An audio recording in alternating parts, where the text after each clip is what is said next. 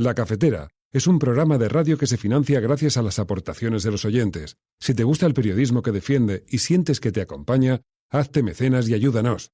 Infórmate en radiocable.com/mecenas. Hola, soy Santiago, ya soy mecenas, formo parte de La Resistencia. Me encanta vuestro proyecto, me encanta escucharos, la variedad de contenidos, de análisis y la flexibilidad para poder escucharos.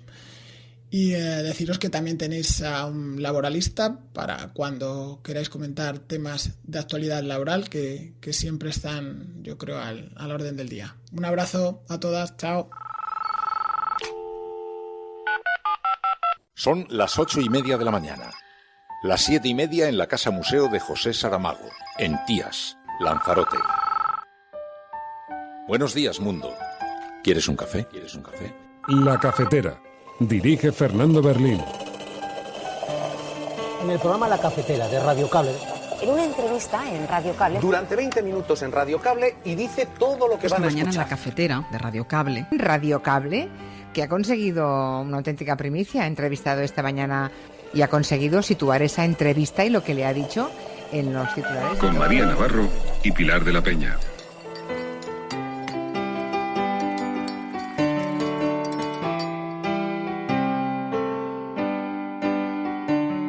Por 22 votos a favor, 5 votos en contra y 10 abstenciones, queda aprobada por la Comisión de Transición Ecológica y Reto Demográfico, en competencia legislativa plena, el proyecto de ley de cambio climático y transición energética. Hoy es un día importante. Hoy es el día en el que la Comisión de Transición Ecológica del Congreso remite al Senado el proyecto de ley de cambio climático y transición energética en el que han venido trabajando todos los grupos parlamentarios desde que el pasado 19 de mayo lo remitiera el Consejo de Ministros a la Cámara Alta. Hoy día mueren de frío 17 veces más personas que de calor, ¿no? Luego, que se caliente un poquito el planeta para empezar a reducir las muertes por frío.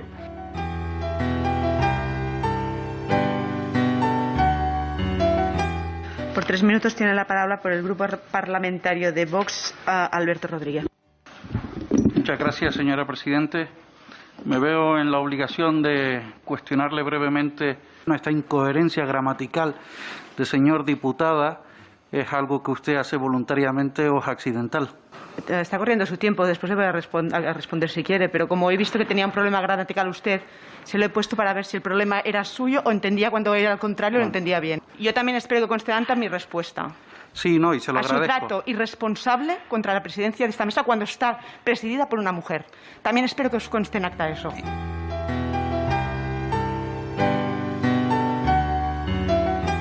Los asalariados y las asalariadas de las pymes han sido los principales beneficiarios de los ERTE, un mecanismo contrastado en su utilidad y que debe seguir ejerciendo su protección.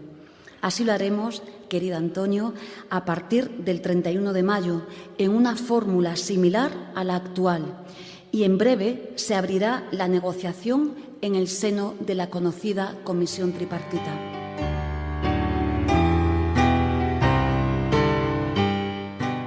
Mi país, España, apuesta por la unidad y por la cooperación. España apuesta por la recuperación, por la transformación y por la modernización. Y ante un contexto internacional que empuja a algunos al proteccionismo, como estamos viendo, ahora es el momento de abrirnos a las alianzas comerciales, a la exportación, a las inversiones extranjeras que permitan el crecimiento de nuestras naciones, la creación de empleo y, en consecuencia, el bienestar social.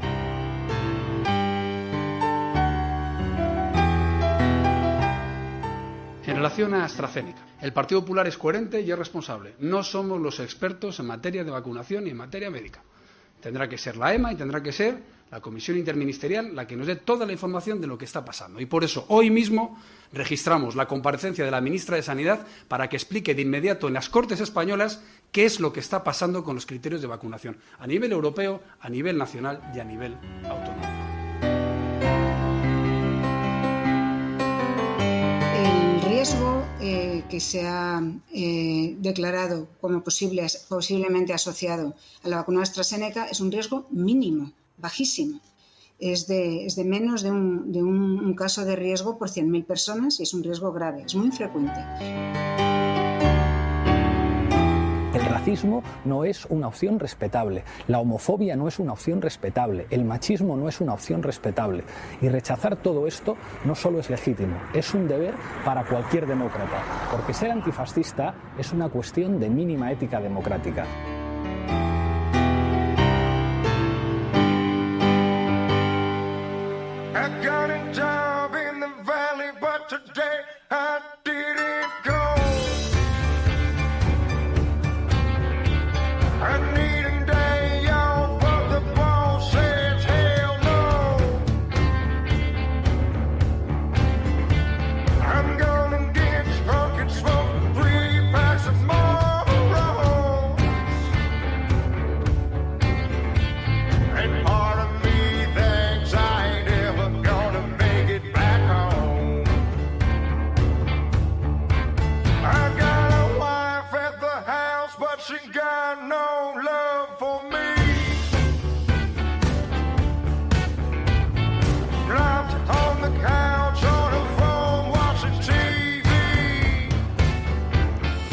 Muy buenos días, bienvenidos, bienvenidas a todas una mañana más aquí a La Cafetera. Seguimos resistiendo.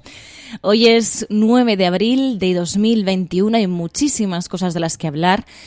Pero si este jueves hablábamos de los desafíos que vendrán después de la pandemia, la emergencia climática es uno de ellos y no podemos olvidarlo. De hecho, este mismo jueves se aprobó la primera ley climática en España con la abstención del Partido Popular y el voto en contra de la ultraderecha.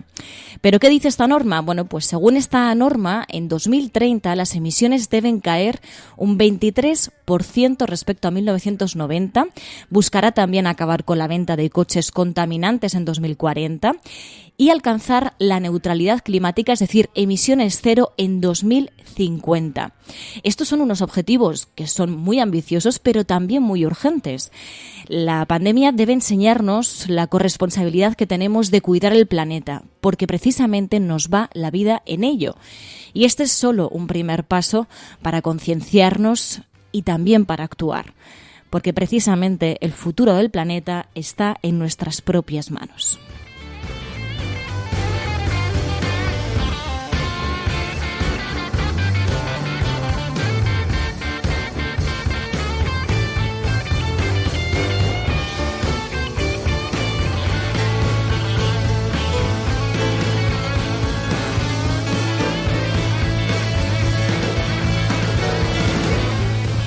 Y antes de nada empezamos saludando a aquellas personas que os habéis levantado pronto, como cada mañana. Montse Vilchez ya está por aquí, Demócrito, Zong, Flynn, Mamen, Ceseoan, Cristina, Davierete, Enrique Quesada, Tania de la Fuente, Edi. Igual acabo repitiendo también algunos nombres, porque como escribís tanto, ya hay un montón de mensajes aquí en el chat de Spreaker que, para quienes no lo sepáis, podéis ir comentando en el chat de Spreaker. También podéis comentar el programa en Twitter con el hashtag de hoy, que es #La Cafetera Ley Climática, #La Cafetera Ley Climática, y allí vamos ordenando todas las ideas que queráis aportar al debate de hoy. Pero antes también hay que dar las gracias a aquellas personas que siguen esforzándose económicamente cada mes para que esto siga existiendo, para que la cafetera siga resistiendo cada mañana, y en especial hoy pues le damos las gracias a Santiago, que nos enviaba ese audio diciendo que ya se había hecho mecenas, que ya era un resistente mecenas, así que muchísimas gracias a ti y a todas aquellas personas que seguís creyendo en este tipo de periodismo y seguís apoyando la cafetera. Y ahora sí, a todas, muy buenos días, muy buenas tardes o muy buenas noches. Comenzamos con la actualidad.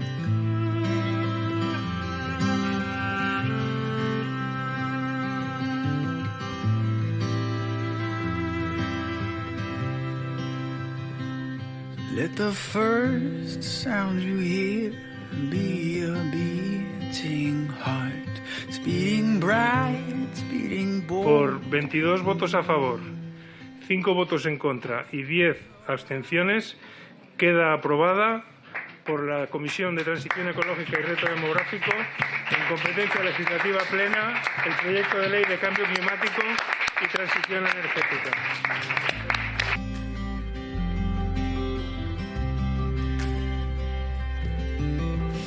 Porque también hay que hablar de las buenas noticias, y esta es una de ellas. Por fin llegan buenas noticias, y esta es muy importante porque va a conseguir que avancemos en esos objetivos en los que estábamos rezagados, en los objetivos precisamente para cuidar el planeta. Es una información que, por ejemplo, el diario El País sí lleva en portada. Dice: la primera ley climática pondrá fin a los combustibles fósiles. Se plantean unos retos muy importantes y que en ellos también nos tenemos que incluir los ciudadanos y las ciudadanas para cumplir con lo que se va a establecer. El caso es que esta norma salió adelante con la abstención del Partido Popular y a pesar del voto en contra de la ultraderecha. ¿Pero qué busca esta ley? Bueno, pues esta ley busca reducir un 23% las emisiones en 2030. También se fija el objetivo de que el 74% de la electricidad sea de origen renovable en esa fecha, en 2030. Y en ese mismo año también las emisiones de gases de efecto invernadero, como decimos, tienen que reducirse en un 23% respecto a 1990. Pero es que si hablamos de 2050, este año será en el que se plantee el objetivo de emisiones cero, de lo que se llama la neutralidad climática. En 2040 no se va a poder vender turismos y vehículos comerciales ligeros nuevos que no estén destinados a usos comerciales que emitan CO2. Con estas medidas, además, también el Gobierno va a promover una ley de movilidad sostenible y financiamiento del transporte público. En definitiva, se busca facilitar esa transición ecológica que no solamente está en el foco político del Gobierno de España, está a nivel mundial.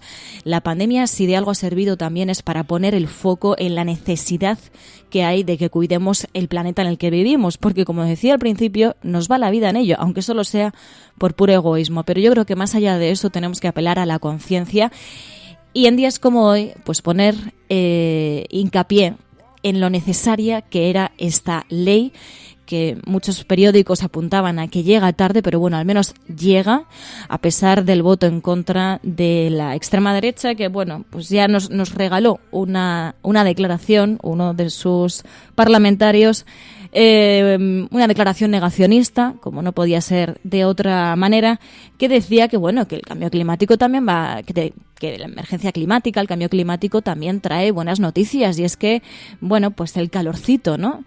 Para que no pasemos frío. Es decir, en 2100 seremos muchísimo más ricos que ahora, pero eso sí, un 3% de lo que hubiéramos podido ser si no hubiese subido la temperatura 2,6 grados. Por tanto, es un problema, pero de ningún modo es el fin del mundo, que es como se está pintando. ¿Quién decretó que la temperatura óptima para la humanidad fuese la de 1850? Desde 1850 la temperatura ya ha subido algo más de 1 grado, sin embargo no parece que nos haya ido tan mal en el siglo XX y principio del XXI, ¿no? De hecho, ha sido el periodo de más rápido progreso para la humanidad. Pues bien, cuando suba 2,6 grados más a lo largo del siglo XXI, los efectos no tienen por qué ser desastrosos. De hecho, serán efectos mixtos, algunos positivos, algunos negativos. Por ejemplo, según la revista The Lancet, hoy día mueren de frío 17 veces más personas que de calor, ¿no? Luego, que se caliente un poquito el planeta, para empezar a reducir las muertes por frío. So be kind, have courage, treat yourself with dignity. Walk tall, speak sweetly, be brave. Está muy bien esta música para darle un poquito de sentido al sinsentido de lo que escuchábamos de este parlamentario de Vox, que decía que bueno, que no está tan mal, ¿no?, que se caliente un poquito el planeta. Hombre, teniendo en cuenta las advertencias que llevamos teniendo ya desde hace años, que lo dice la ciencia, que si precisamente algo nos ha enseñado la pandemia es que tenemos que escuchar a la ciencia. Sí, hay que combatir la emergencia climática. Esto no es un bulo, esto no trae cosas positivas, no.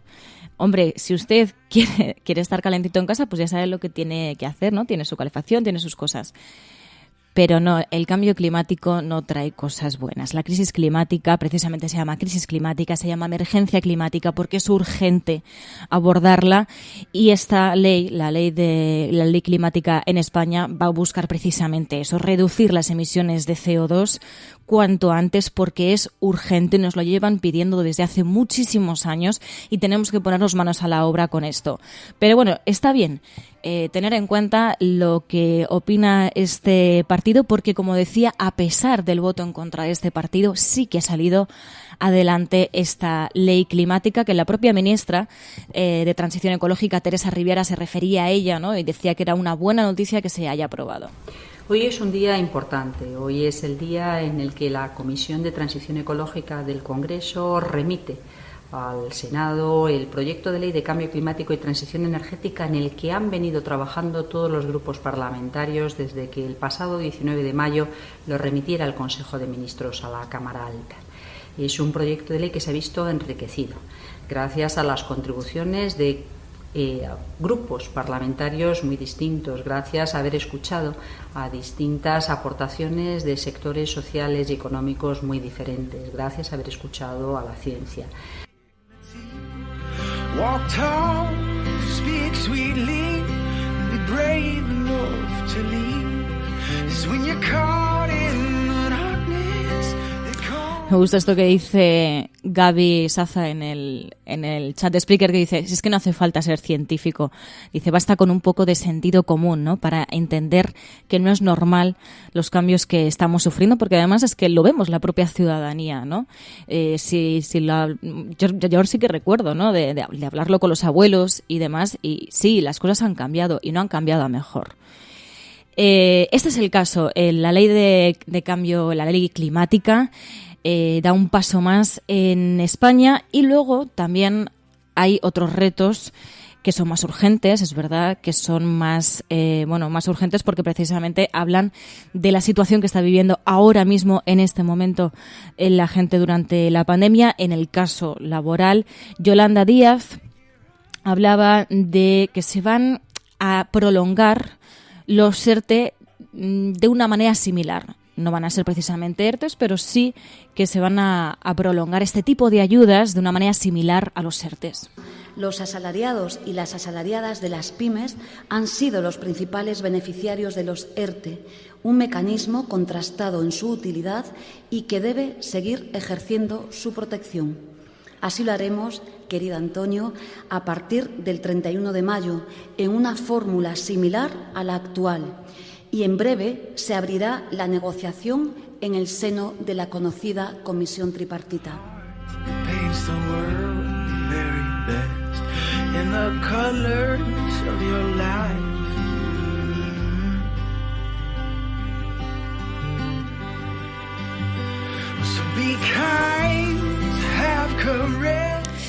Así escuchábamos a la ministra de Trabajo hablando de si se van a prolongar o no esos tipos de ERTE, se van a prolongar esas ayudas, va a haber ayudas, decía, similares a los ERTE.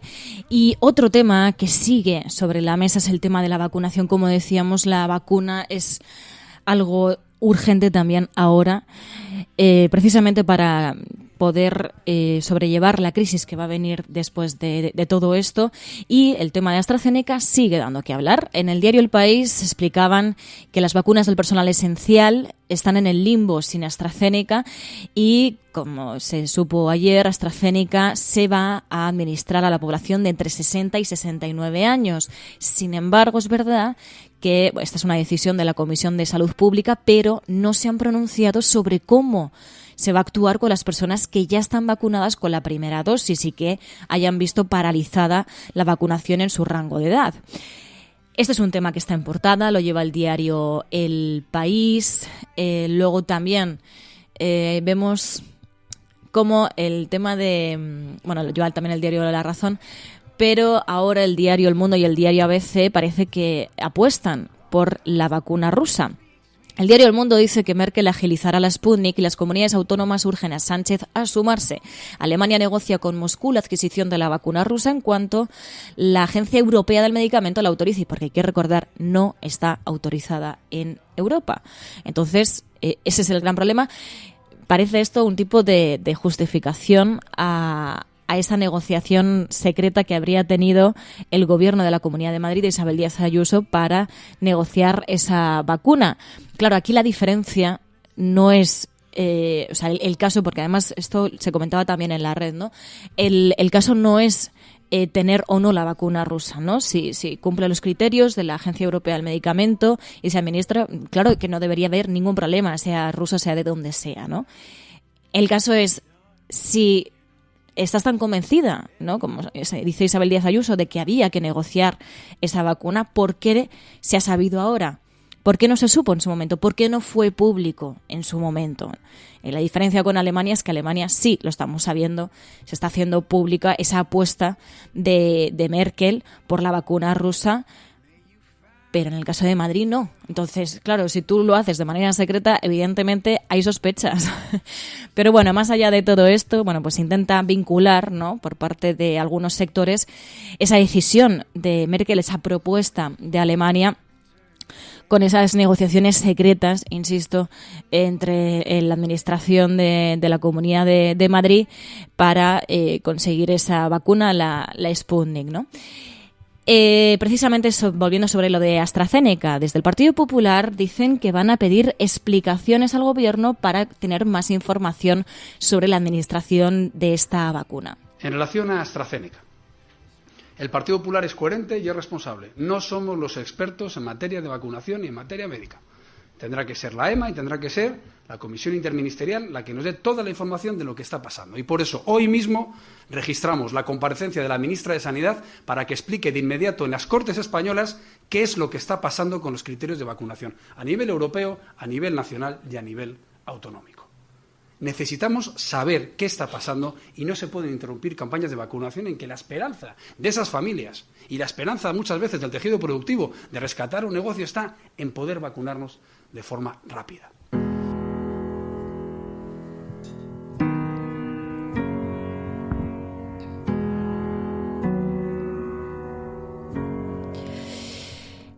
Bueno, lo que sí que es cierto, en eso sí que tiene razón, es que hay que vacunarse de manera rápida en cuanto sea posible, porque es necesario, la vacuna la necesitamos, y ahora es verdad que las dudas no ayudan sobre el caso de AstraZeneca, pero es que el caso es que, ayer lo veníamos diciendo, desde la EMA dicen que los riesgos son mínimos. Y claro, estos cambios de posición, pues es verdad que generan incertidumbre, ¿no? Es verdad que nunca se había enfrentado este gobierno a una pandemia, pero, por ejemplo, Margarita del Val, del CSIC, le daba una entrevista en Televisión Española y hablaba precisamente de los riesgos de AstraZeneca. Insistía en el mensaje que se está dando desde la Agencia Europea del Medicamento en que los riesgos siguen siendo mínimos. El riesgo que se ha declarado como posiblemente asociado a la vacuna AstraZeneca es un riesgo mínimo, bajísimo. Es de menos de un caso de riesgo por 100.000 personas y es un riesgo grave, es muy infrecuente. Lo que no se puede hacer es hacer experimentos de algo que no está demostrado, como es combinar vacunas para intentar evitar un riesgo mínimo e intentar buscar algo de riesgo cero, algo que no está ni experimentado. No, a eso no se debe ir. Esta vacuna de AstraZeneca, igual que las de Pfizer y las de Moderna, son muy seguras, siguen siendo muy seguras las tres. La de Janssen todavía no nos ha llegado, pero es también muy segura y son todas muy eficaces. Por lo tanto, no hay ninguna razón para alarmarse y se puede esperar a recibir la segunda dosis de AstraZeneca más adelante, cuando esto pase de ser una priorización de las personas mayores de 60 años a volver a que se pueden vacunar todas las personas, que es lo que sigue recomendando la Agencia Europea del Medicamento. Es lo que sigue recomendando la Agencia Europea del Medicamento. Dicen que no hay unos riesgos tales como para generar una alarma sobre esta vacuna, pero lo cierto es que está en la agenda política, está en la agenda mediática el tema de qué se hace con la vacunación de AstraZeneca.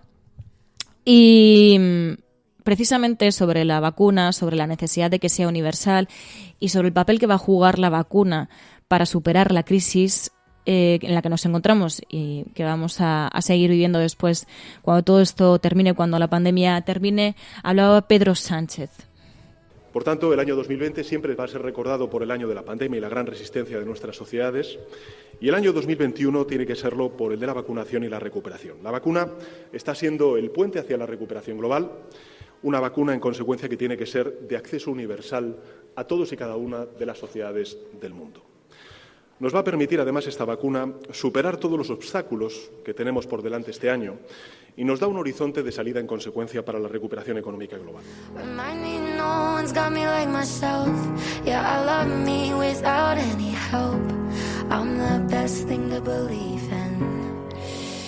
Desde Angola también el presidente Pedro Sánchez no solamente hablaba de los retos de la vacunación, de los retos de la crisis, también hablaba sobre las distintas visiones y las distintas formas de gobernar que se pueden tener en un momento tan crucial como este.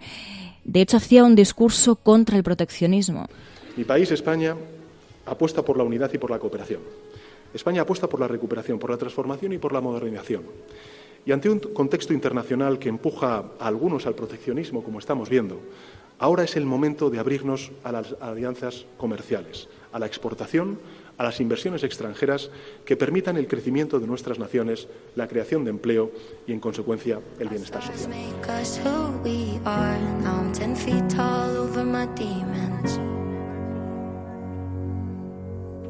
Remind me no one's got me like myself. Yeah, I love me without any help. I'm the best thing to believe in. So I'm bringing out the fight, yeah, bring on all the lightning. 'Cause I'm looking for a hero, look inside the mirror.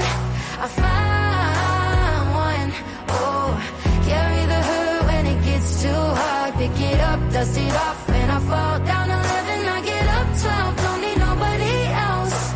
Yeah, La alternativa al neoliberalismo se llama conciencia. Podéis decir, pero conciencia no es un sistema económico. No, no es un sistema económico. Conciencia no es la organización del mercado. Yo digo, tampoco lo es. No, conciencia no es eso. Y no es un régimen político nuevo. No, no es eso. No lo es. Pero es algo más que todo eso. Es la conciencia que hay que tener contra todo y contra todos los que precisamente entiendan que lo que no hay que tener es conciencia. Eso es lo que tenemos que formarnos todos los días.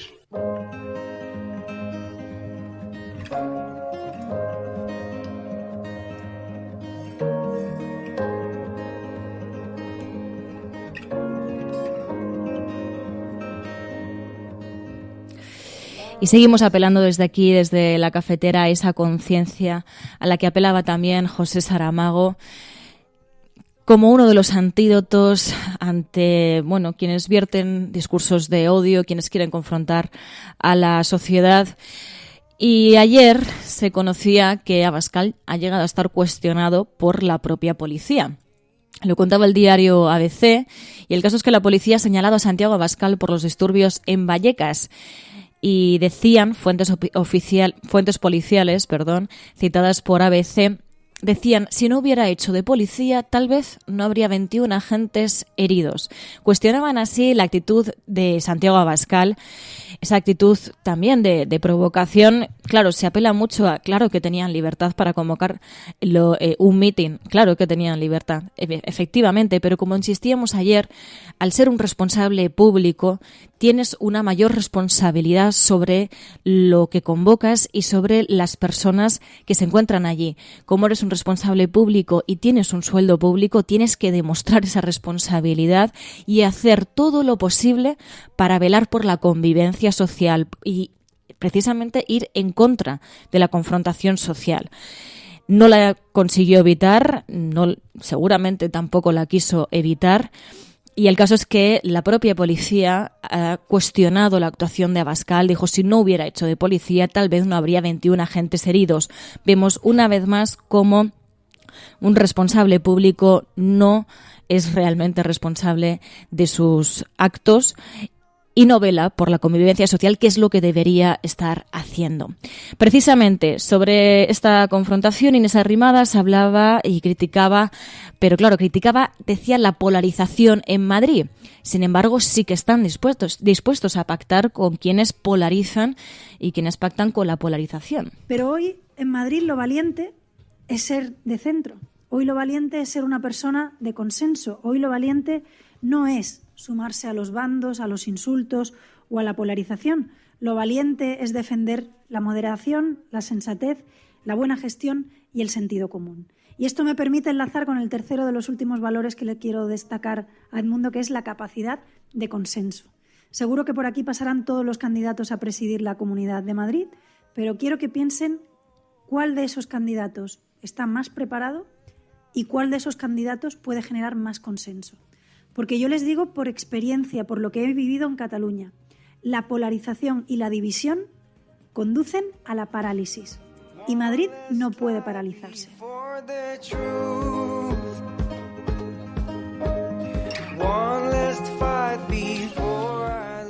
Pues como precisamente en Cataluña también ese partido Ciudadanos ha contribuido a la polarización. No se puede decir que Ciudadanos no haya contribuido a la polarización. Y si en algo estamos de acuerdo es en eso, en que tiene que haber convivencia y que evitar por todos los medios la confrontación social. Ahora mismo estamos en una pandemia, pero por eso mismo no se puede dejar avanzar a quienes están promoviendo el discurso racista, los discursos que van contra colectivos vulnerables, porque eso es violencia indirecta. Cuando tú estás señalando a alguien por ser negro, cuando tú estás señalando a las mujeres con un discurso machista, cuando estás negando la violencia de género y cuando estás señalando a personas LGTBI, estás generando violencia indirectamente, no violencia física directamente, pero sí estás promoviendo un odio y lo que estás promoviendo es que al final la gente de la calle sí que se enfrente físicamente y que los colectivos más vulnerables tengan miedo cuando salgan a la calle.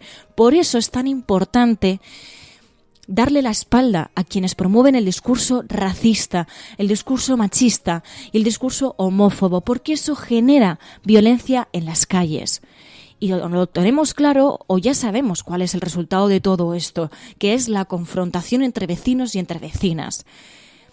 Rescato precisamente la declaración que hacía Serín Envalle, candidato de Unidas Podemos, también portavoz del sindicato de manteros, en Televisión Española. Decía, me presento a las elecciones por el discurso racista de Vox, para frenar ese discurso racista que él mismo ha vivido. ¿Por qué se presenta usted a las elecciones? Pues muy importante, porque estamos viendo esto que está pasando, que es lo que está generando Vox, este discurso racista que tiene y la discriminación que está habiendo por Madrid y todo lo que está faltando por Madrid.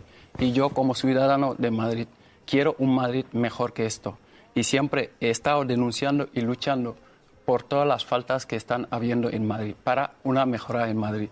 Y toda la clase obrera que está sufriendo lo que está pasando en Madrid, llamarle a que voten el 4 de mayo. Yo no me dediqué en política. Mi lugar siempre ha sido defender los derechos humanos, defender los derechos de la clase obrera. Y sigo en eso. No es que me he metido en un partido político para hacer mitin, para decir cosas que nunca se va a cumplir. Yo tengo un objetivo principal, que es luchar contra el racismo, luchar para derechos públicos, que es lo que necesita Madrid, una convivencia.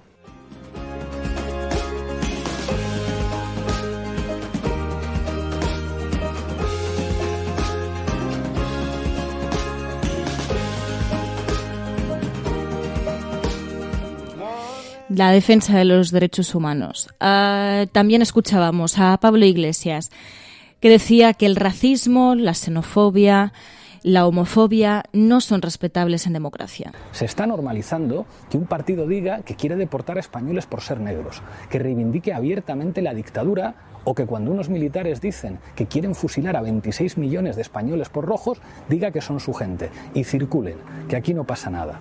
Se está normalizando que la presidenta de la Comunidad de Madrid pueda decir que el fascismo es el lado bueno de la historia. Pues mire usted, no. El lado correcto de la historia es el lado en el que están los vecinos de Vallecas, y esto lo debería entender cualquier demócrata. Y aquí no cabe ningún matiz y ninguna equidistancia. No se nos puede olvidar algo que en Europa no admite discusión porque está en la base de la construcción de nuestras democracias. El fascismo no es una opción respetable. El racismo no es una opción respetable, la homofobia no es una opción respetable, el machismo no es una opción respetable. Y rechazar todo esto no solo es legítimo, es un deber para cualquier demócrata, porque ser antifascista es una cuestión de mínima ética democrática. Yo sé que en las televisiones me van a reventar por decir esto, y que los manuales de campaña dicen que hay que tratar de caer bien a los que mandan en los medios y callarte ciertas cosas, pero creo que alguien tenía que decirlo. Antes estaba dormida. Así es como permitimos que sucediese. Cuando masacraron el Congreso no despertamos. Cuando culparon a los terroristas y anularon la Constitución, tampoco despertamos. Dijeron que sería temporal. Nada cambia de golpe. Si estuvieras en una bañera que se calienta poco a poco, morirías hervida sin darte cuenta.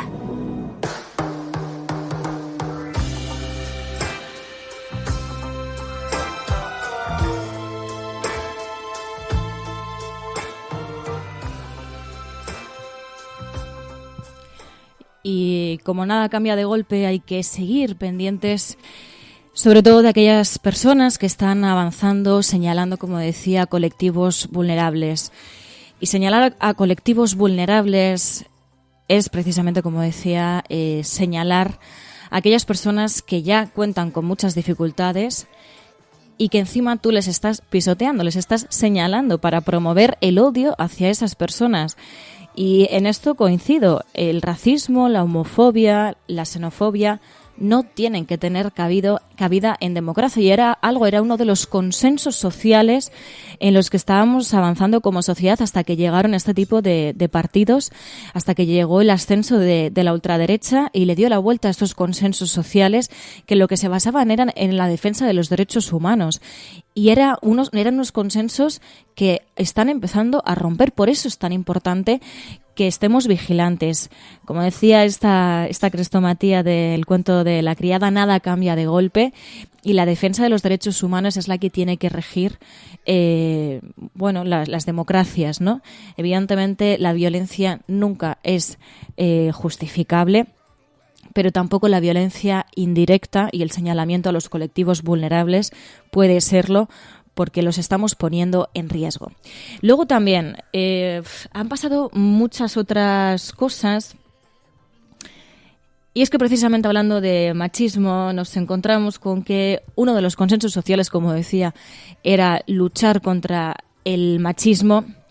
Pero el problema es que ya lo vemos en el Congreso, en esta comisión de industria del Congreso, un diputado de la ultraderecha insistió en llamar presidente a la presidenta de la mesa de la comisión. Y sucedió esto. Por 3 minutos tiene la palabra por el grupo parlamentario de Vox, Alberto Rodríguez. Muchas gracias, señora presidente. Me veo en la obligación de cuestionarle brevemente para saber y que conste en el diario de sesiones si esta consecución, esta incoherencia gramatical de señor diputada es algo que usted hace voluntariamente o es accidental. Está corriendo su tiempo, después le voy a responder si quiere, pero como he visto que tenía un problema gramatical usted, se lo he puesto para ver si el problema era suyo o entendía cuando era al contrario, lo entendía bien. Se lo agradezco. Entonces veo que la observación está muy bien entendida. O sea, entonces entiendo cuando usted se refiere a mi masculino, es que lo hace conscientemente, ¿no? Le agradezco que... O sea, me está respondiendo esto, le he hecho una pregunta igual que usted me ha hecho. Le agradezco que conste en el diario. Lo ha hecho diario. conscientemente, ¿no? Le estoy haciendo una pregunta, por favor. Y si no, se rige al turno de palabra que tiene. Usted... Porque como yo doy el turno de palabra, si quiere hablar de la PNL, hablamos de la PNL. Si no, le he hecho una pregunta. ¿Me contestas y no continúa? Sí, le respondo. El término presidente no es ni masculino ni femenino. Señor Rodríguez, se le está pasando su tiempo. ¿En qué tiene quedamos? 2 minutos. ¿Me pregunta sobre este tema? Tiene 2 minutos para su posicionamiento en la PNL. Pido amparo. Pues ampárese quien quiera, pero le estoy diciendo que le quedan 2 minutos para acabar con la PNL. Espero que conste en acta este comportamiento. Yo también espero que conste en acta mi respuesta. Sí, no, y se lo agradezco. A su trato irresponsable contra la presidencia de esta mesa cuando está presidida por una mujer. También espero que os conste en acta eso. Y es que eso es lo que quería. Porque el término presidente no es ni masculino ni femenino. El único grupo parlamentario que hace eso es usted. El resto de diputados y diputadas de esa Cámara tienen respeto absoluto por la presidencia, sea hombre o mujer. Ustedes muestran un desprecio absoluto. No sabe por lo tanto, diputado, le digo, aquí se acaba la conversación. Si quiere posicionarse en la PNL, se posiciona. Y si no, se calla. ¿Por qué ya no le doy más la palabra? Cuando usted no le doy más la palabra. Cuando usted me diga, hablaré Señor sobre la proposición, diputado, no de ley. no le doy más la palabra. Entonces, se posiciona, por favor. Muchas gracias, señora Presidente. Presidente, presidenta. Persona que preside un gobierno, consejo, tribunal, junta, sociedad, acto, etc. Lo dice la RAE. Sin embargo, para estas personas, están contradiciendo lo que dice la propia RAE. ¿Por qué lo hacen? Pues como decía esta diputada del Partido Socialista, Sandra Guaita, lo hacen conscientemente y lo hacen para provocar. Y lo hacen para cuestionar una vez más, un consenso como es este, que no es un consenso más mínimo. No es un consenso mínimo. Esto tiene mucho que ver con cómo quieren avanzar para romper los consensos sociales que teníamos en igualdad de género en este país. Esto es solo un detalle, pero es que lo hacen conscientemente y no es la primera vez que lo hacen. Precisamente el Huffington Post hizo un ejercicio ayer muy valioso sobre esto. Recopiló las veces que este partido, que la ultraderecha, ha insistido en llamar presidente a una mujer, sabiendo que, según la RAE, se diría presidenta. Gracias, señora Presidente. Gracias, señora Presidente. Gracias, señora Presidente. Le pregunto, ¿usted no es presidente de esta comisión? Yo soy la presidenta de esta comisión. Muchas gracias, señora presidenta. Y digo presidenta adrede. Por supuesto que hay que respetar a la RAE. La persona que preside es presidente, se pongan como se pongan. Yo la semana pasada utilicé 3 veces la forma vicepresidenta, porque la RAE también lo admite. Y como una es la forma correcta y la otra es la admitida, en el futuro ¿sabe cuál voy a usar? La que me dé la gana. Yo misma soy una vicepresidenta primera del Gobierno y he sido interpelada como vicepresidenta en muchas ocasiones. Fíjense qué barbaridad han aprobado para que le llame la atención a la vicepresidente, señora Calvo. ¿Realmente sabe lo que es, señora Abascal, prehistórico? Lo prehistórico es referirse a una vicepresidenta como vicepresidente y a diputadas como diputados. Eso es prehistórico, señoría.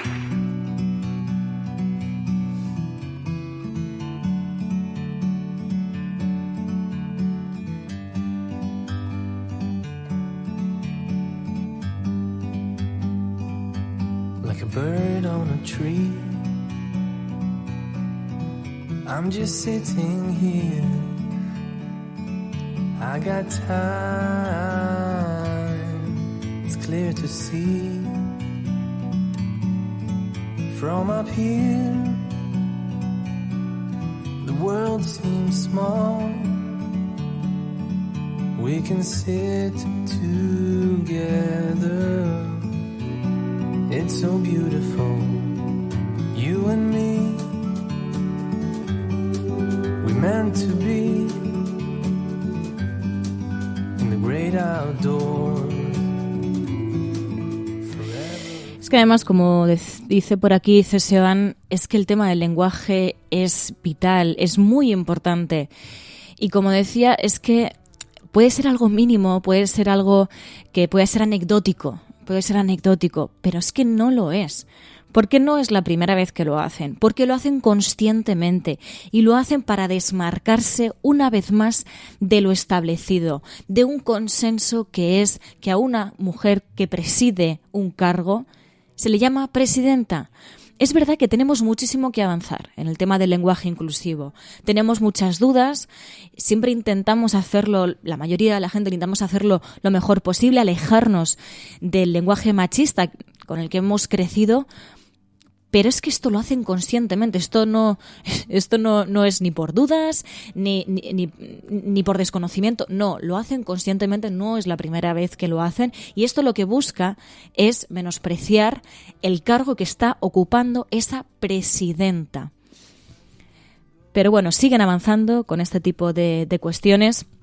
Y por eso hay que estar pendientes, hay que seguir señalando esos intentos de retrocesos de derechos humanos y esos retrocesos que buscan en el tema de los consensos sociales que hemos construido como sociedad democrática, que tenemos muchísimo que avanzar para conseguir la igualdad real, pero sobre todo, precisamente, por cuánto queda por avanzar, no podemos permitirnos retroceder en cosas que habíamos conseguido. Y es que a una mujer se le llama presidenta y se le respeta como tal.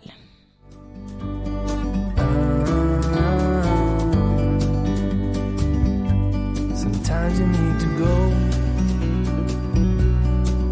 and take a step back to see the truth around you. From a distance you can tell.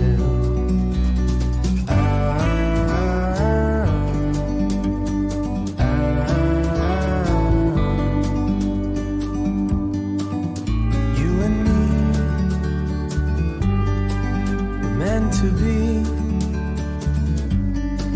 in the great outdoors,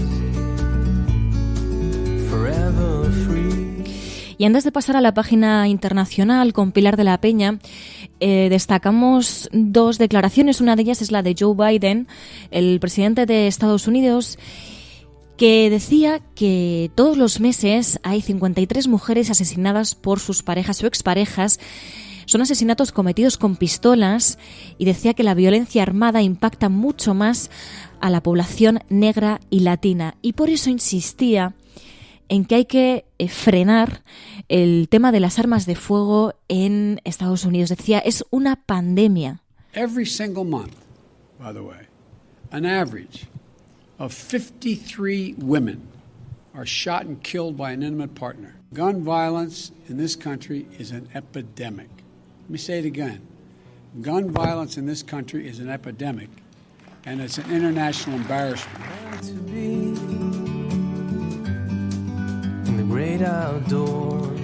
La violencia perpetrada por armas es una epidemia en este país, decía Joe Biden. Y luego, por otro lado, en Argentina, como sabéis, el presidente Alberto Fernández contrajo el coronavirus, pero bueno, sigue dando declaraciones y anunciaba nuevas restricciones, pero también hacía reflexiones sobre la necesidad de que haya unidad política y también unidad entre la ciudadanía para poder conseguir combatir al virus, para conseguir combatir la pandemia, y pedía responsabilidad tanto a los políticos como a la ciudadanía. Querido pueblo argentino, tan solo han pasado unos días desde el momento en que les advertí sobre el difícil cuadro que atravesábamos frente a una pandemia que lejos está de ser vencida. En las zonas del país consideradas de mediano y riesgo epidemiológico y sanitario, es facultad y responsabilidad de gobernadores y gobernadoras adoptar en forma temprana medidas que disminuyan la circulación para prevenir los contagios. Estamos en una pandemia. El mundo global está afectado por ella. Semejante catástrofe universal no puede volverse una miserable disputa política. Nada me importa más que la salud de nuestra gente. Vuelvo a llamarlos a la reflexión y a convocarlos a enfrentar este momento unidos, más allá de cualquier diferencia política o ideológica. Debemos cuidarnos colectivamente.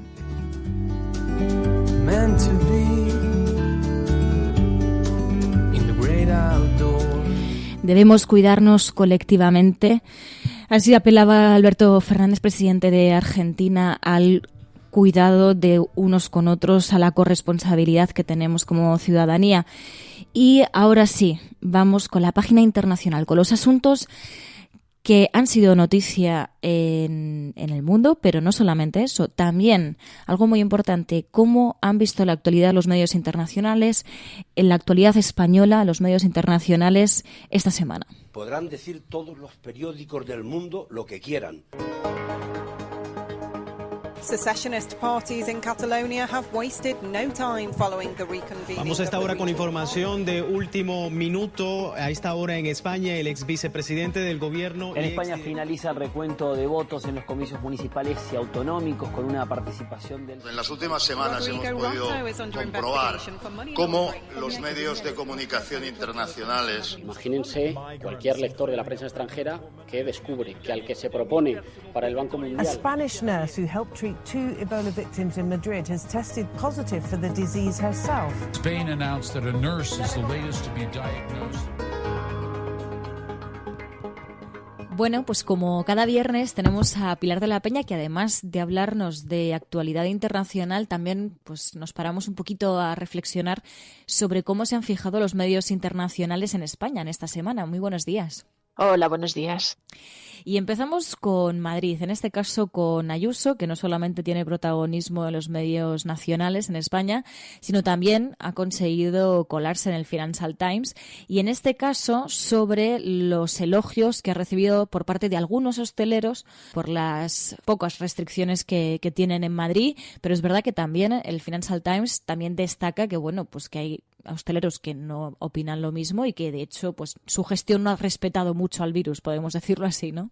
Algo parecido. Es verdad que el reportaje del Financial Times además ha sido recogido por algunas personas en la derecha como demostración del tirón que tiene Díaz Ayuso en la prensa internacional. Es verdad que es una figura que está suscitando bastante atención, y en este caso el diario económico británico pues le dedica un reportaje y un poco viene a destacar cómo la gestión que ha hecho de la pandemia y sobre todo lo que califican de la reticencia a adoptar medidas restrictivas estrictas hacia los bares y restaurantes de la capital, pues la ha servido para distinguirse, la ha servido para protagonizar un enfrentamiento bastante ácido con el gobierno central, pero también para recibir un cierto apoyo de al menos una parte del sector de la hostelería en Madrid. Y lo que destacaba también en el artículo del Financial Times es que no se han limitado solo a cierto apoyo por parte de la hostelería en Madrid, sino que incluso, según denunciaban y citaban algunos gremios y asociaciones de hosteleros, pues había una cierta envidia, entre comillas, decían los hosteleros madrileños, por el hecho de tener les habían llegado de colegas de Cataluña y de otras partes de España, pues esta sensación de que Díaz Ayuso estaba llevando a cabo una gestión que les estaba permitiendo pues una cierta subsistencia. Lo irónico del artículo es que el Financial Times también destacaba que casi todos los hosteleros se han apoyado en los ERTEs que han sido el gobierno central y no tanto en ninguna medida concreta de Díaz Ayuso en Madrid. Pero sí es verdad que el hecho de las restricciones bastante laxas en comparación con el resto de España, que es el término exacto que utilizaba el Financial Times, pues habían permitido que por ejemplo, en febrero, pues los ingresos de la hostelería madrileña pues fueran un 53% los de 2020, mientras que en otras regiones, y citaba en concreto Barcelona, pues habían sido el 37%, ¿no? Que en este caso había habido un menor daño, que también habían cerrado menos negocios a causa de la pandemia en la capital frente a la comunidad catalana, en este sentido. Y ya te digo, pues citaba a algunos hosteleros que sí se mostraban agradecidos y a favor, y que de hecho habían accedido a entrar en campaña, que esto era también un aspecto que ponía de relieve en la campaña para las elecciones autonómicas. Pero el Financial Times también insistía y cerraba, de hecho, este reportaje señalando que, a pesar de esta, en teoría, buena prensa, pues que no todos los hosteleros estaban de acuerdo. Y en concreto entrevistaban a una que decía que tenía la sensación de que en Madrid se había perdido un poco el respeto al virus y mostraba su preocupación por ello. Pero también hay hosteleros que están diciendo que preferirían tener ayudas directas por parte de la Comunidad de Madrid, poder cerrar y así pues evitar contagios, pero seguir teniendo ingresos, ¿no? Es verdad que el artículo del Financial Times también tenía una frase que yo creo que era llamativa, porque decía que para algunos en la hostelería, Isabel Díaz Ayuso se había convertido en una especie de santa secular.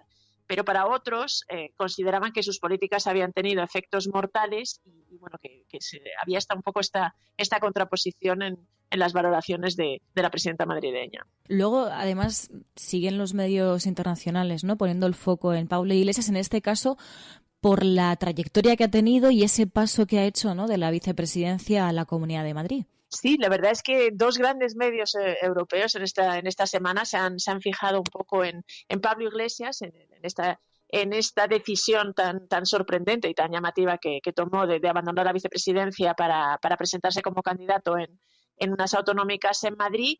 Y The Guardian, por ejemplo, aprovechaba en una editorial de esta semana para hacer un repaso a la figura de Pablo Iglesias y a Podemos, sobre todo, se fijaba especialmente en Podemos. El titular era, en este sentido, bueno, pues digamos, inquietante para la formación, porque decía que veían un poquito a Podemos, digamos, desesperadamente en busca del impulso perdido, ¿no? Y destacaba que la formación, además recordaba que se iban a cumplir ahora 10 años desde la primavera de 2011, cuando nació el movimiento de los indignados del 15M, que fue un poco la semilla de Podemos, y que en este sentido el partido realmente había revolucionado y había cambiado la política española, pero ahora mismo pues se encontraba en un momento en que había perdido mucho impulso y bueno, a pesar de haber llegado al gobierno y a la vicepresidencia, y de hecho decía que había conseguido ciertos logros que no debían ser subestimados, pero sí destacaba que ahora mismo pues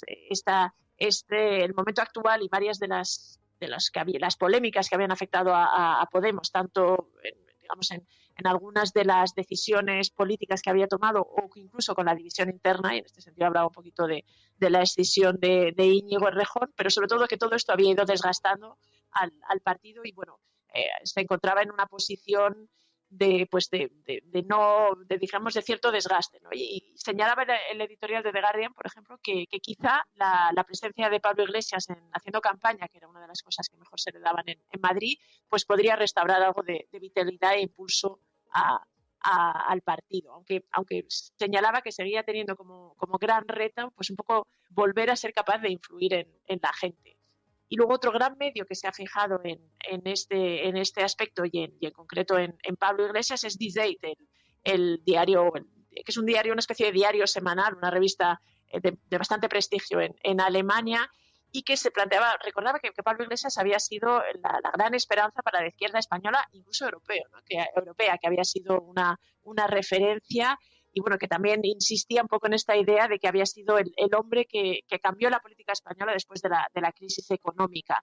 Pero de nuevo también pues consideraba que aunque había tenido logros que no podían negarse, que el balance general era desigual. Entre otras cosas también mencionaba que había tenido una personalidad muy propia y muy marcada, que la habían convertido en una figura controvertida, que decía algo así, una frase un poquito crítica, con que tenía pasión por el conflicto y cierta falta de consenso, que eso habían provocado pues disputas en el seno del gobierno, y que sobre todo su papel en la vicepresidencia nunca había logrado despegar, que ahora se va a enfrentar a Díaz Ayuso, que era una figura en alza y muy, muy marcada en la derecha en las elecciones para la Comunidad de Madrid, pero señalaba que se enfrentaba a un incierto futuro.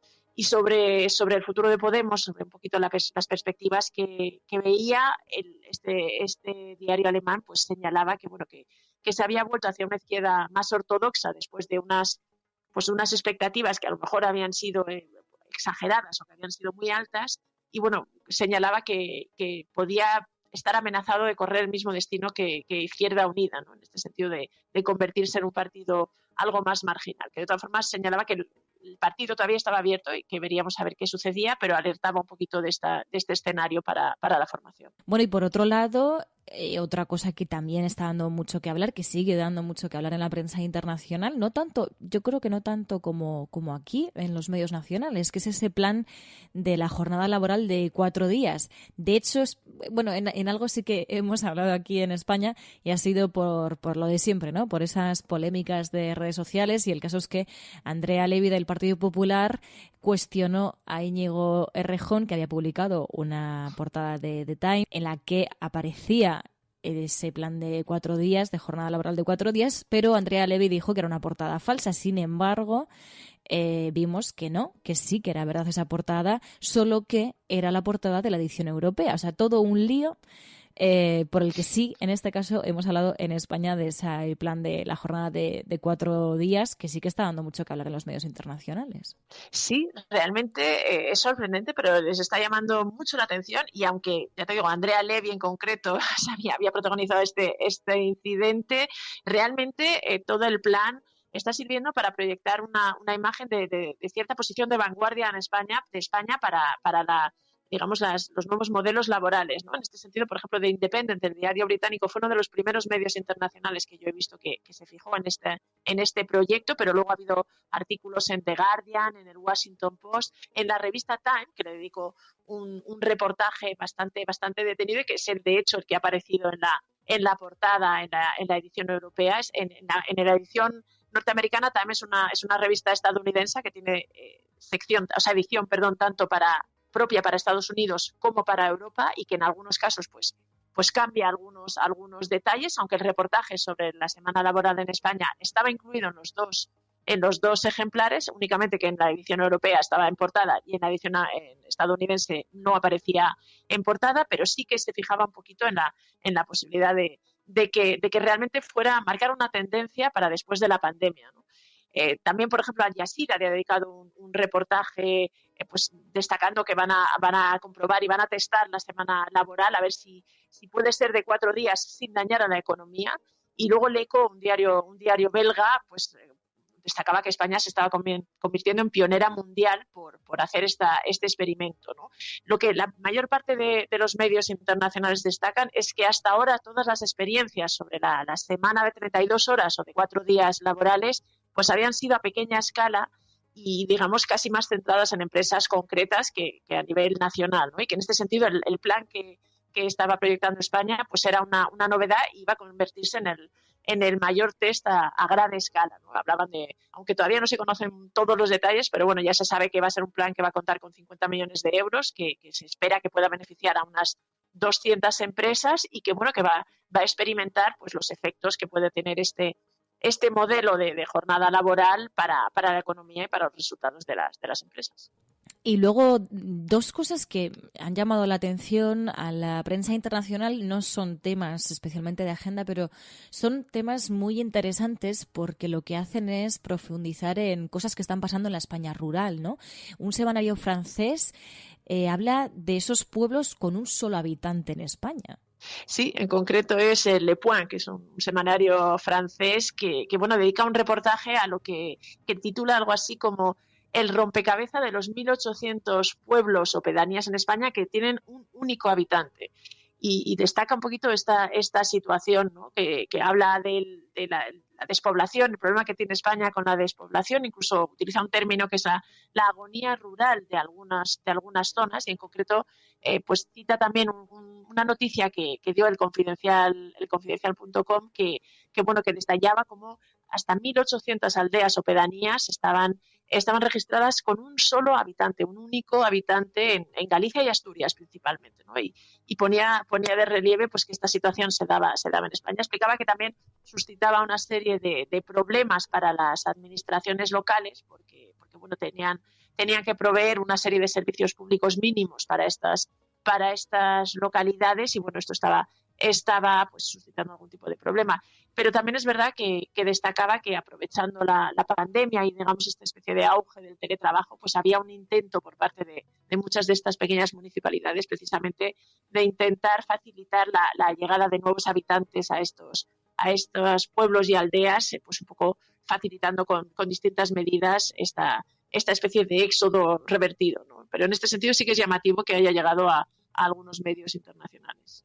Y luego, entre las cosas que están ocurriendo en medio de toda esta vorágine de la pandemia, es el surgimiento de escuelas españolas en bosques. Y esto lo contaba una radio francesa. Sí, Europa, que es una emisora francesa, que el corresponsal es Henri Delaguerre, que lo hemos tenido aquí alguna vez en la cafetera, y que le dedicaba un reportaje pues precisamente a una de estas escuelas en los bosques que han ido surgiendo en España. De manera, pues él destacaba que de manera bastante alternativa al principio, pero que estaban teniendo un cierto auge, y se refería, por ejemplo, a una serie de proyectos educativos que buscan sacar a los niños de las aulas interiores y llevarlos a la naturaleza. En concreto, hablaba de una escuela y además hacía un seguimiento a lo largo de todo un día de una de estas escuelas en un bosque, que llevaba a los niños en un bosque cerca a una hora de Barcelona, pero destacaba que había habido más proyectos, que hay unos 40 proyectos mencionaba en bosques o en playas, que contaban un poco con esto, ¿no? Con esta idea de ofrecer una forma diferente de aprendizaje para los niños. Esto destacaba que no era algo especialmente ligado con la pandemia, pero se había visto impulsado por la pandemia. Y sí que destacaba que, aunque habían tenido estas escuelas y estas alternativas, pues de momento chocaban un poquito con las autoridades y no estaban reconocidas oficialmente. De hecho, según el reportaje, solo había una de estas escuelas en el bosque homologada, pero sí destacaba que la pandemia de coronavirus había servido para promover un cierto cambio de mentalidad, incluso en las escuelas más clásicas, ¿no? Y como a raíz de intentar cumplir con los protocolos sanitarios, pues se habían impuesto la idea de invadir algunas partes del espacio público, pues por ejemplo sacar más clases a los parques, a los polideportivos o las plazas, y en este sentido pues destacaba una cierta evolución en las mentalidades, y que se asumía que en España además había buenas posibilidades para digamos, aprovechar los espacios exteriores e incluso el clima mediterráneo para darle una vuelta a la educación. Y aunque estamos en pandemia, la actualidad sigue, y de hecho nos adelantamos un poco porque este fin de semana va a haber elecciones en Perú y en Ecuador. Sí, la verdad es que son dos comicios que son bastante significativos. En Ecuador en concreto es la segunda vuelta de la turbulenta primera vuelta que tuvieron hace un mes y medio en Ecuador, y de la que va a salir el nuevo presidente, ¿no? En concreto se enfrenta a Andrés Araúz, que es el candidato, pues que la mayor parte de los analistas vinculan un poco a Rafael Correa ya digamos al movimiento más progresista. Se va a enfrentar con Guillermo Lasso, que es el candidato de la derecha clásica, y bueno, vamos a ver qué sucede en estas elecciones. Ecuador pues va a decidir en las urnas el modelo y el giro que quiere dar a su futuro. Y además esto coincide con elecciones también presidenciales en Perú. Es la primera vuelta en este caso en Perú. Hay 5 candidatos que según las encuestas están bastante empatados, y en fin, se trata de un momento también bastante importante para este país andino que puede ver un poquito pues decidido o encaminado su futuro. Y hay algunas candidaturas interesantes. Por ejemplo, existe la posibilidad de que por primera vez haya una mujer de izquierdas que aspire a la presidencia. Es una de las candidatas. Ya te digo que las encuestas de momento están bastante ajustadas, pero conviene prestarle atención porque bueno, puede haber también noticias interesantes de Perú en los próximos días. Bueno, pues seguiremos pendientes este fin de semana de lo que ocurra allí en Perú y en Ecuador. Y nada, hasta aquí la sección internacional, y que pases muy buen fin de semana, Pilar. Lo mismo digo a toda la resistencia.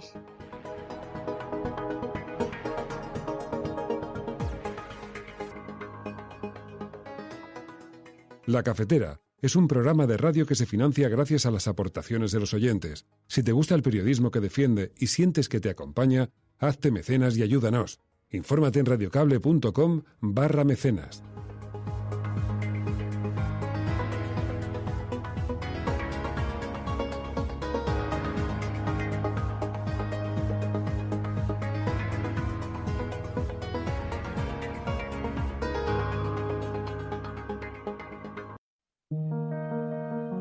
Es algo que todos sabemos de algún modo, pero que puede que nadie te haya explicado nunca. Si tú a tu hijo antes de una carrera le dices, te vas a caer, tú no vales para esto, ese niño se va a caer. No hay más opciones, porque le has hecho creer que es posible, y hay algo que le empuja a cumplir la profecía. Pero si en lugar de eso a ese mismo niño le dices, corre, vuela, no te detengas, y si te caes, aquí estoy para levantarte, ese niño jugará mejor que si nunca le hubieras dicho nada.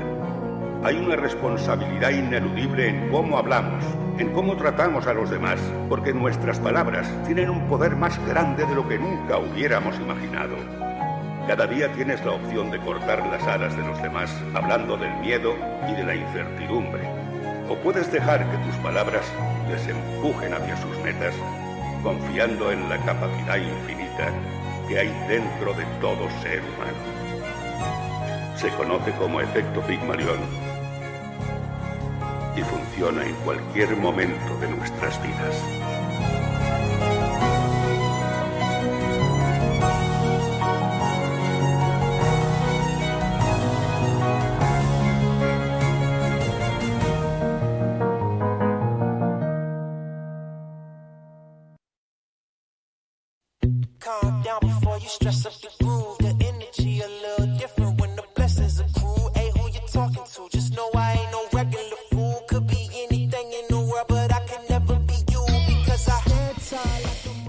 Y ahora sí, pasamos a la agenda cafetera. We will make America safe again. Ante Dios Todopoderoso, Venezuela. Por ahí hay un payaso. Lo primero que tiene que hacer o tenía que hacer es convocar a elecciones. Esas caritas del domingo. Lo que vamos a disfrutar el domingo con los progres. Le taché a Podemos de populista. Ahí me equivoqué. Pero el Partido Popular sí que tiene que tener credibilidad para hablar de corrupción, porque es nuestra seña de identidad. Y aprovecho la ocasión para invitarte a que acudas al acto de presentación de Vox en Barcelona. Pues este jueves, no sé si estaré yo, pero alguien de Ciudadanos seguro que acude, porque la cordialidad, de verdad, o sea, no es porque estemos, la gente que nos conoce fuera del plató sabe que esto ha sido siempre así. El cielo no se toma por consenso, el cielo se toma por asalto. Yes, we can. Yes, we did. Vamos a proceder a la exhumación de los restos del dictador Franco del Valle de los Caídos. El enemigo es Daesh, el terrorismo yihadista. Más allá de la agenda setting está la agenda de los oyentes de la cafetera. Buenos días, cafeteros. Buenos días, cafetera. Buenos días, mundo. Creo que la revolución dicen que será feminista o no será, y yo apunto, además, que será ecologista o no será. Hagamos que se nos oiga. Hagamos que se nos oiga.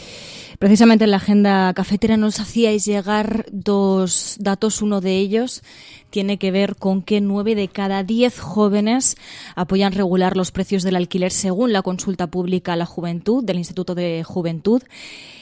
Entre los datos más destacables se encuentra precisamente el de la emancipación y el del empleo. Están realmente preocupados por la calidad del empleo. En una escala de 10, los jóvenes españoles valoran la calidad y la estabilidad del empleo juvenil muy negativamente, por debajo de 3 puntos. Y si hablamos del derecho a la vivienda, dicen que 9 de cada 10 jóvenes declara estar de acuerdo con que se regulen los precios del alquiler y así garantizar su emancipación. Estos son algunos datos de esta consulta pública que ha hecho el Instituto de Juventud, y precisamente la directora general del Instituto de Juventud decía que esta consulta pone de manifiesto la enorme preocupación de los jóvenes por no poder emanciparse y la urgencia de garantizar el derecho a la vivienda sin más retrasos ni hipocresías. Y luego otro dato, la mitad de las personas que trabajan en cuidados y residencias no puede satisfacer las necesidades básicas con su salario. Esto lo cuenta El Salto Diario en base a un estudio, a un informe publicado por la Federación de Sindicatos UNI Global Union, con datos facilitados y difundidos por Comisiones Obreras Sanidad en España.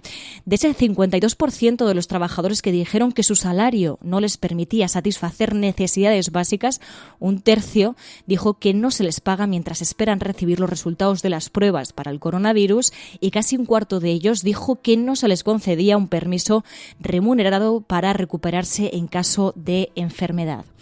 Estas son las dos informaciones de la agenda cafetera que nos enviabais. Pero, como sabéis, cada viernes también terminamos con el relato de Ainhoa Goñi. Y en esta ocasión es en la voz de Pachi Freites.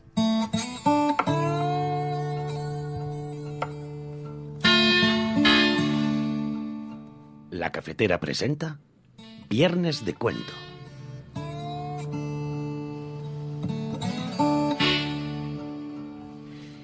Viernes de cuento, viernes de relato, las historias que los oyentes de la cafetera trasladan a Ainhoa Goñi, que ella convierte en relatos literarios. Ainhoa Goñi, muy buenos días. Muy buenas, ¿cómo estáis? Bien, ¿tú qué tal estás? ¿Qué tal estás? Hablamos de semana en semana y entonces digo, pues habrá trabajado muchísimo, Goñi. Seguro que ha disfrutado un poco de la vida también, porque es una disfrutona. Sí, he disfrutado. He tenido unos días libres y la verdad es que he estado disfrutando de, te diría de no hacer nada, no, pero de hacer otras cosas. He leído un montón y he estado escribiendo cosas, sorpresa, cosas distintas. Qué bien. Y esta semana además el relato de Ainhoa Goñi nos va a trasladar al campo, a la tierra, a la vuelta a casa de Rocío. Uh-huh. Sí, la verdad es que es una historia que me gusta porque es la conexión de una persona de Rocío con su pueblo, con donde vive su padre, donde ha vivido su padre un montón de años, la conexión con el campo, con la naturaleza, con los animales. Y a mí me parece muy bonito pues viviendo en Madrid, decidir también que estás cansado, que necesitas conectar con tu pasado también, ¿no? Y darte una oportunidad. Y esta historia, la verdad es que me gusta mucho también por la conexión de una hija con su padre, ¿no? Cómo hereda ese amor al campo y bueno, ella lo dice, se siente más cómoda y más tranquila en el campo que en la ciudad, rodeada de animales, allí en condiciones peores que las que tiene aquí, pero que está encantada. Y además, en este relato, bueno, es especial porque tiene sorpresa. Bueno, tiene sorpresa porque Ainhoa nos plantea un juego muy divertido esta semana. El relato no va a concluir hoy. El relato comienza hoy, pero concluirá la semana que viene. Va a estar dividido en dos partes, así que quien quiera acompañar la vuelta a casa de Rocío hasta el final tendrá que aguardar hasta la semana que viene. Es como un serial del Netflix. Totalmente. Pero es un ejercicio muy bonito. Me parece súper divertido, porque además nos vamos a quedar a mitad de la aventura, sin saber realmente qué pasa. Ya te digo, habrá que esperar a la semana que viene para saber si triunfan o no, si consiguen lo que se habían planteado. Y bueno, y así jugamos un poquito, y ya sabes que a mí me gusta probar cosas nuevas. Y hoy contamos, porque claro, la historia de Rocío se cuenta a través de la mirada de su pareja, cuya voz hoy contamos con el privilegio de que le ponga sonido Pachi Freites. Pachi Freites, buenos días. Hola, buenos días, qué ganas tenía de volver. Ay, pero si sabes que esta es tu casa, que no, aquí no vuelves, aquí siempre estás. Tú ya sabes que solo tienes que chasquear los dedos para que se abran los micrófonos cafeteros. Sí, lo que pasa es que, bueno, hay un montón de voces fabulosas e increíbles que tienen que pasar por aquí. Lo que pasa es que de vez en cuando, donde yo veo que puedo meter la cabeza, la meto. A ver, es así de claro. Yo le dije, mira, ¿por qué no hacemos este juego con un relato dividido, ¿no? Algo nuevo, tal. ¿Algo nuevo?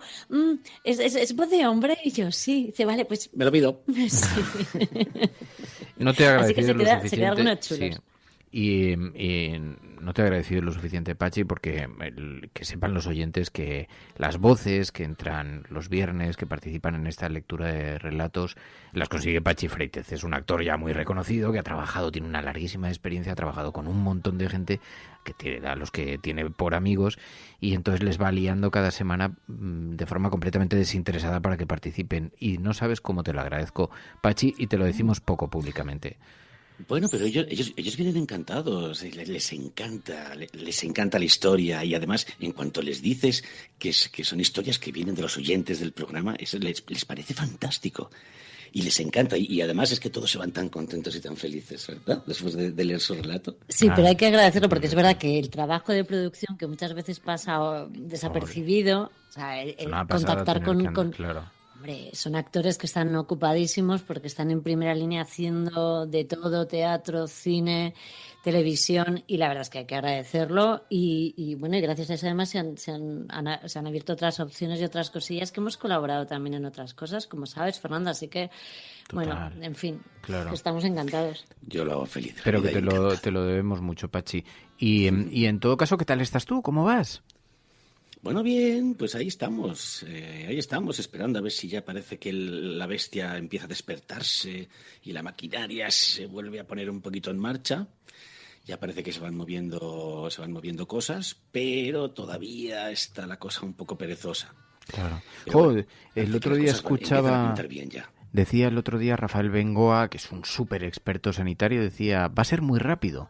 En abril se espera que lleguen millones de dosis y a partir de que veamos la vacunación masiva ya a partir de 65 años, que son los que llenan mayoritariamente las UCIs, vamos a observarlo, o sea, ya vamos a poder palparlo, ¿no? Que hasta ahora intuimos que se va moviendo, que estamos un poquito más cerca, un poquito más adelante, pero hay como muchas expectativas, así que por lo menos algo de optimismo, ¿no? Por delante. Sí, por supuesto, optimismo siempre, por supuesto. No, y además es verdad que estábamos justo hoy hablando de temas haciendo nuestras cábalas con las fechas, con las edades, con las vacunas que llegan, ¿no? Cada anuncio que hay de una nueva, que va a llegar Janssen ya. Y la verdad es que sí, se abre, pues los próximos meses van a ser todavía, me imagino, duros, pero esperanzadores, porque empezamos realmente a ver cómo van a cambiar las cosas y eso, y la gente que es de más riesgo en general va a estar protegida, que es lo importante. Así que yo la verdad es que tengo muchísimas ganas de que pasen 2-3 meses y ver cómo estamos y cómo están cambiando las cosas, la verdad. Bueno, pues es tierra, la vuelta a casa de Rocío, gracias a Ainhoa. Gracias a vosotras. En la voz de Pachi Freites.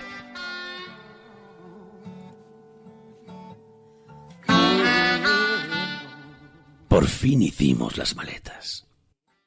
Llevábamos unas semanas intensas y la verdad es que hasta que no empezamos a preparar las cosas, recoger los trastos y a cerrar las cajas, no pensé que llegaría a ocurrir.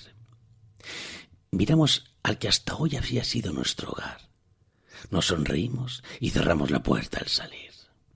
Empezaba la aventura. Pero todo había empezado mucho antes incluso de que fuésemos conscientes de la necesidad de un cambio.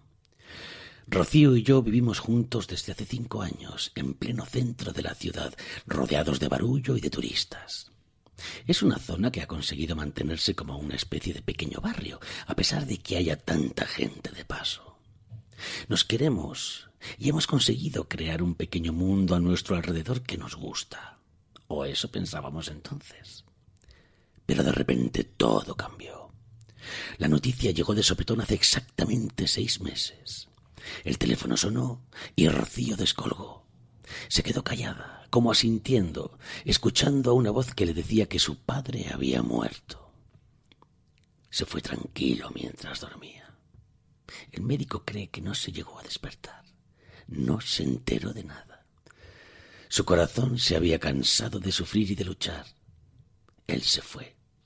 Y parecía que se llevaba los sueños de un mundo lejano, de historias de caballerizas, de héroes de campo, de noches de partos de terneros, de siembras al amanecer, de molinos de viento.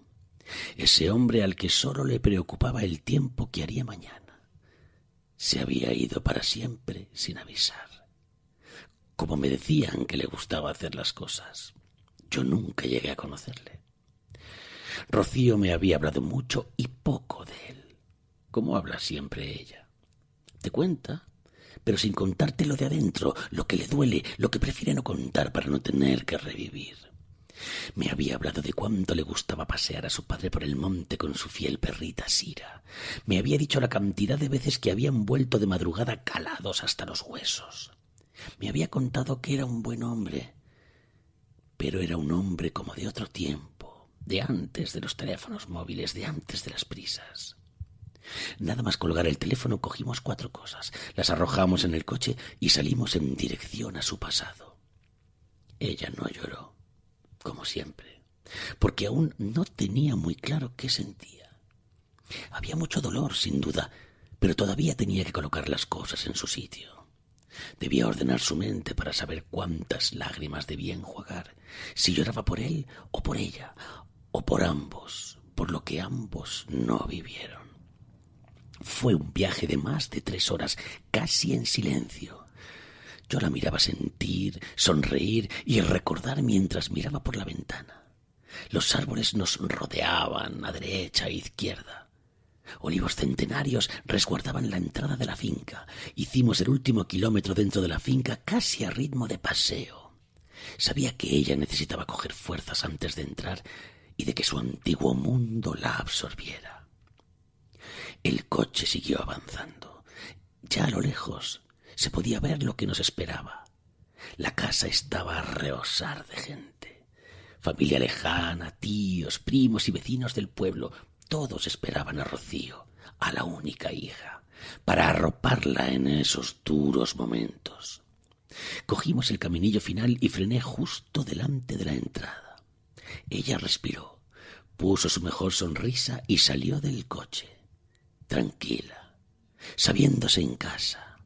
La reconocieron al instante a pesar de los años y se lanzaron a darle besos y condolencias, a abrazarla. Rocío no había vuelto desde su infancia, pero no había cambiado. Eso le decían, aunque estuviese más peinada de lo que la recordaban. A mí me miraban con curiosidad. Dejó la maleta en medio del porche de la entrada, me miró tranquila y pasó dentro.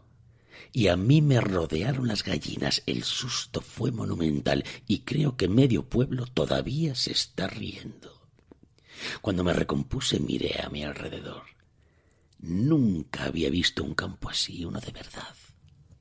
Lo que yo había visto de campo, o como quiera llamarse, eran plantaciones de diseño, porque poco se parecían a lo que teníamos enfrente. Dejé también las cosas junto a la entrada y pasé a la casa. El olor de años de historia me llenó de golpe. Las fotos en blanco y negro abarrotaban las paredes. Recortes de periódicos, flores secas, libros y libros amontonados en cada rincón, y entre todo aquello sobresalían de vez en cuando pequeños aparejos de labranza. Parecía un museo. Ella había entrado a la habitación de su padre, me dijeron, a solas. Estuvo dentro mucho tiempo. La imaginé hablándole como si no se hubiese ido nunca, contándole cómo había cambiado durante estos años, diciéndole que le había echado de menos. La imaginaba con el alma quebrada, desnudando su tristeza ante él por cada minuto que habían pasado distanciados. Ahora sí podía mostrar todo su dolor. Luego supe que en ese momento le hizo una promesa que aún sigue intentando cumplir. Nos sentimos arropados por todos los que habían querido a su padre. Nos acompañaron en cada paso, en la tristeza de su último adiós. Todo pasó muy deprisa, y 3 días después ya estábamos de vuelta. Rocío volvía a mirar por la ventana y yo la miraba en silencio. Fue un viaje largo, aún más largo que la ida. Ella era así, callada, pensativa. Esos días me contaron que eran iguales. Padre e hija se parecían tanto como 2 copias rebeldes de una misma fotografía. Fue un regreso extraño. La casa no podía estar más fría. Rocío encendió los radiadores, cogió las mantas y se sentó en el sofá a llorar, como si el alma se le hubiese roto en ese mismo instante. Y así estuvo un buen rato mientras yo me senté a su lado, cerquita, a esperar una señal para acercarme y darle un abrazo, y así poco a poco dejó de llorar. Esa noche la recordaré siempre, cada palabra, cada gesto, cada detalle. Esa noche Rocío me habló de su infancia rodeada de vacas, de cómo antes de que sus padres se divorciaran, la casa de su padre era todo su mundo, y me fue señalando cada pequeña cicatriz y marquita de su cuerpo que yo ya conocía, mientras me contaba una fantástica aventura que allí habían vivido. Me habló de lo rara que se había sentido al volver, porque era como si nunca se hubiese ido. Y me habló del dolor y de la incomprensión cuando sus padres se divorciaron y ella se fue a vivir a la ciudad con su madre, dejando su infancia allí, obligada a acostumbrarse a una ciudad donde las niñas no iban con botas al colegio y no habían visto nunca una vaca de verdad. Me dijo que no había conseguido olvidar el olor del campo por la mañana, después de una noche de lluvia, ni los paseos con su padre cuando le acompañaba a dar de comer a los animales. Me contó que creció libre, con todo un horizonte por explorar y cientos de árboles a los que trepar. Su padre le inculcó, sin decirle una palabra, el cariño por el monte, el respeto por las estaciones y su amor por los olivos. Me dijo que volvió en verano durante los primeros años, pero luego la vida le llevó por otros lados. Y su padre no salía de allí, porque le resultaba horrible poner un pie en esa ciudad con gente que anda deprisa, donde las aceras marcaban tu camino y cuyos ruidos no conocía. Rocío había sufrido un auténtico desarraigo y parecía que no se sentía cómoda en ningún sitio. Pero allí, en la casa de su padre, me dijo, todo era distinto. Fue una noche larga de confesiones, pequeñas historias y muchos recuerdos. Un mes después, le entregaron el sobre que cambiaría nuestras vidas. No habló de él, pero se encerró en el estudio a leerlo. No me quiso contar nada. Me dijo que necesitaba tiempo para pensar y yo no pude hacer otra cosa que respetar su silencio. Y una mañana, la que parecía una mañana cualquiera, se sentó en la mesa de la cocina y me dijo las terribles palabras que nadie quiere oír. Tenemos que hablar. Continuará.